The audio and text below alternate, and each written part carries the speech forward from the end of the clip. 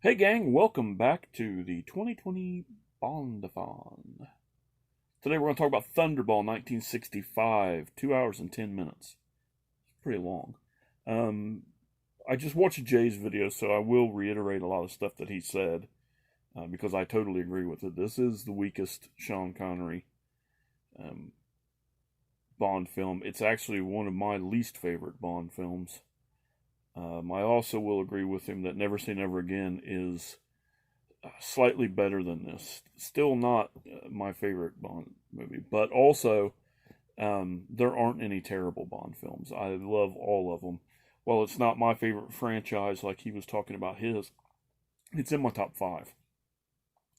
And these, of those top five,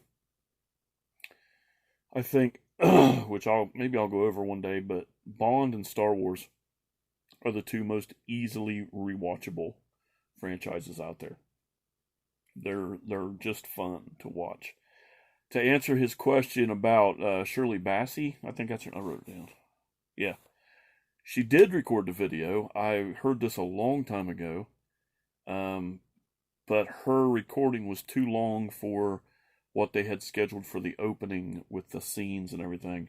And I think when they went to try to redo it, she wasn't available.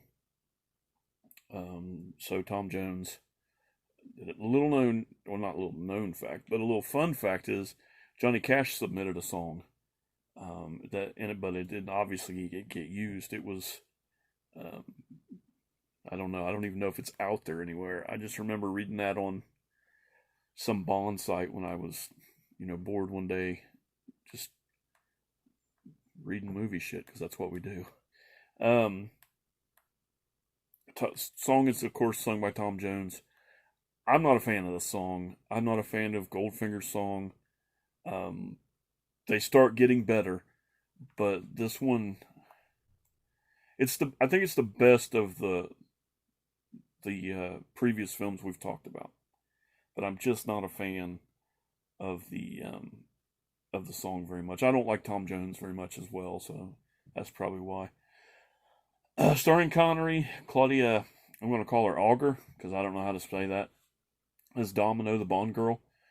Beautiful Bond girl. They're all beautiful Bond girls. What am I saying? I wrote down some notes here to make sure I talked about some stuff. Let's go over the plot first. Of course, Spectre has hijacked nuclear missiles. They want a ransom of $1 million in diamonds. But $1 million is kind of funny because just like $1 million, really? Let me go search my fucking government couch for the change for you. So $1 million. I totally agree with Jay. There are too many fucking underwater scenes. It almost plagues the movie. It is beautiful. The cinematography for this is outstanding, but it's just, I don't know if Terrence Young was just in love with the underwater stuff in this because to be honest, I love movies that deal with the underwater. The Abyss is one of my favorite movies. I just love that kind of thing, if that's what the movie's about. Okay, snorkeling spies? No, it's not. It's not about that. So that could have been trimmed down at least 10 minutes and saved us a 2 hour movie. But yeah, it is beautiful. It really is. And to say that it's not, that it's too much kind of contradicts the fact that it's one of my favorite parts just because of the beauty of it. I still would like to see less of it.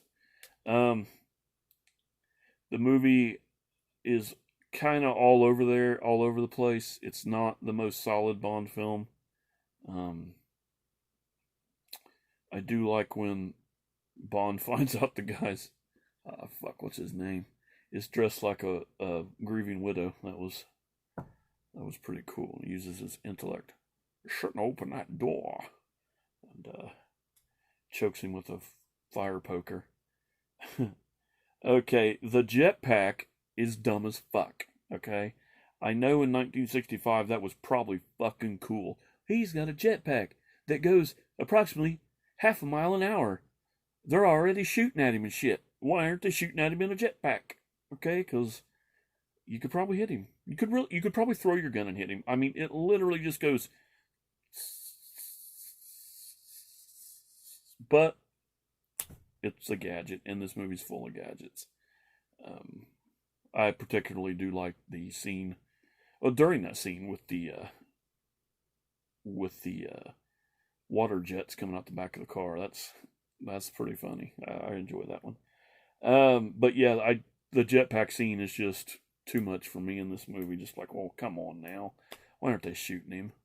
He's in a fucking jetpack. It's full of fuel. Bond goes up.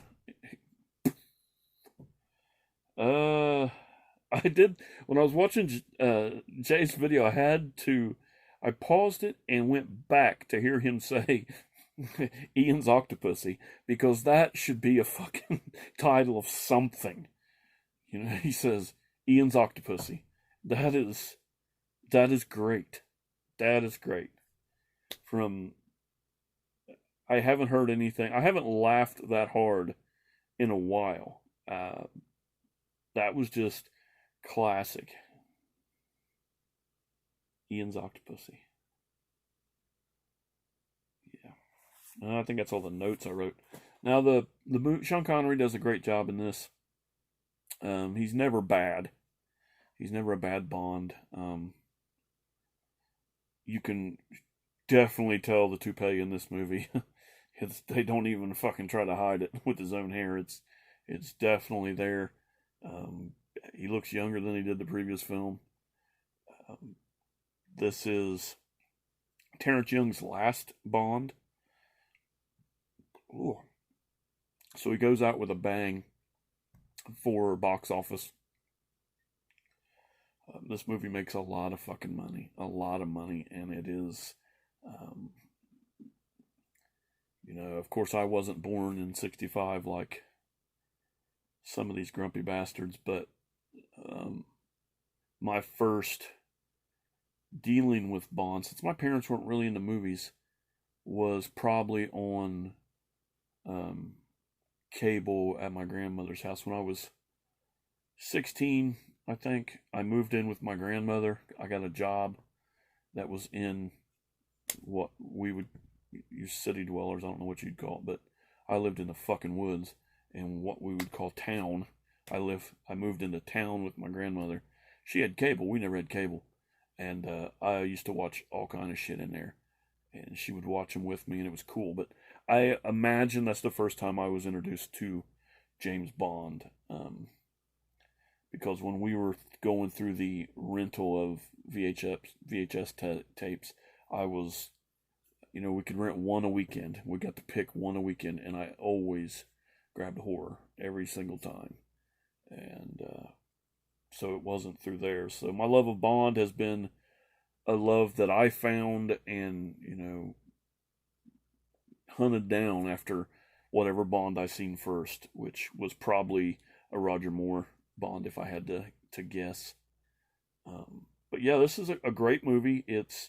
There's nothing really wrong except for nitpicking it with the water scene. But all in all, it's solid. They're all solid. Oh, I want to show you something. I got this in the mail today. I ordered this on eBay because I didn't know. On our Grumpy Old Gentleman channel, we are doing a marathon to tell Ryan Chataway to go fuck himself with his marathon. And what we decided to do was watch. Like, my part is I watch everybody's favorite film and then a random film they pick. So when I get to Jay, his favorite film is Midnight Cowboy, and his random film was Grease 2. So I go to pull it off the shelf, and I don't own Grease 2, and I don't know why. But, because I really like it. I'm not a big musical fan, but I love Grease 2. I love it way better than the original Grease. But, so I go on eBay, and I find one for like $20. It's a steelbook. 40th anniversary, contains both movies. It's got cutout magnets to stick on your locker. That's cute. But when I ordered it, I didn't pay attention to the fact that I ordered it from fucking Germany. Okay? So, apparently they attached their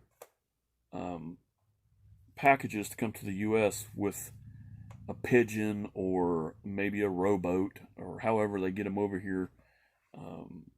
The current of the ocean, they just throw it in the fucking water, whatever. But I ordered this on May 9th or May 12th, I think. Ordered this on May 12th, got it today. It took a day short of a month to get this here, and I didn't realize I ordered it from Germany. Thank the maker, thank the Jedi Council that it's region free. Because I would have been pissed if I would have had to buy No, I wouldn't even have bought a second copy of it. I would have told Jay that, hey, change your movie, dude. Change your movie or I'll go off of memory and fuck this review up. And the only part I remember is Michelle Pfeiffer dancing after play practice to a song. It's about motorcycles instead of cars. Other than that, I don't have a large remembrance of the movie, except for that I liked it, liked the songs, liked everything better than the original. But yeah, Jay, I got it today in the mail. I will be watching it probably Monday, and I will do your part of the marathon, and I will be done. I will have done everybody's marathon. So hoping to get it done in May. Of course, it didn't happen because of this. I would have had this done 2 weeks ago. I would have had this done a month ago. So I hope you're enjoying Bondathon. Leave some comments down below if you can, if you have anything to say about Thunderball. And next is, I'm terrible with names and shit. We've known this for years, but I'm lucky I remember my own name. Sometimes I don't. You Only Live Twice is next. And after that is one that everybody, I think, just automatically hates because it's only one Bond. It's the only movie he did, and I think people automatically just dislike it. It's like some kind of stigma where you're, no, you have to, you can't like this one. You have to dislike this one. And I rather like it. So we'll talk about it in 2 weeks. So, that's it. Have a great night. Later. Like my new hat.